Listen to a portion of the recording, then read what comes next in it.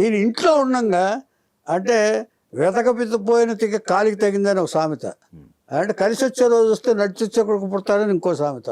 ఆ రెండు రమణారెడ్డి గారి విషయంలో నిజమైంది. ఈయనకి అనాథావితంగానే తెలియకుండానే ఒక రిజిస్టర్డ్ కవర్ వచ్చింది, ఒక కవర్ వచ్చింది ఈయనకి.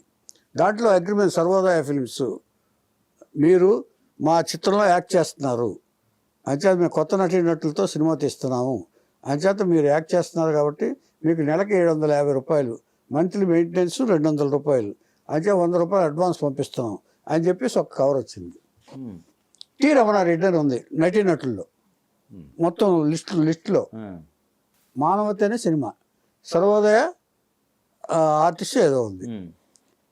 ఎవరు ఈ రమణారెడ్డి ఎవరు, నేనేనా అని చెప్పి ఎంక్వైరీ చేశాడు.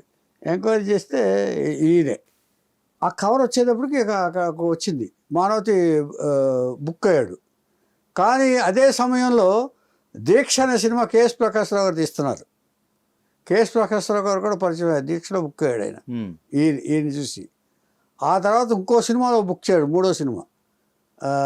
ఆ సినిమా కూడా బుక్ అయిన తర్వాత, కానీ రెండో సినిమా ముందు రిలీజ్ అయింది, నాది ఆడ జన్మే. ఇంకో సినిమా నాది ఆడ జన్మే. 3 సినిమాలు వరుసగానే బుక్ అయ్యాడు ఆయన, రమణారెడ్డి గారు ప్రొడ్యూసర్. దీక్షగా కేఎస్ ప్రకాశ్రావు గారు, నాది ఆడ జన్మే ఇంకెవరో ప్రొడ్యూసరు. ఏమండి ఇది అయ్యేటప్పటికి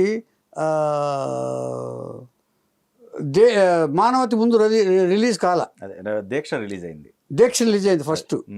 సెకండ్ నాది ఆడ జన్మే రిలీజ్ అయింది. ఓకే.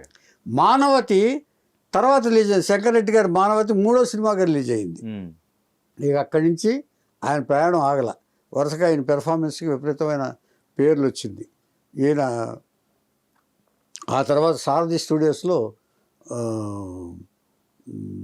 మా ఇంటి మహాలక్ష్మి ఫస్ట్ సినిమా యాక్ట్ చేశాడు, అందులో కూడా యాక్ట్ చేశాడు.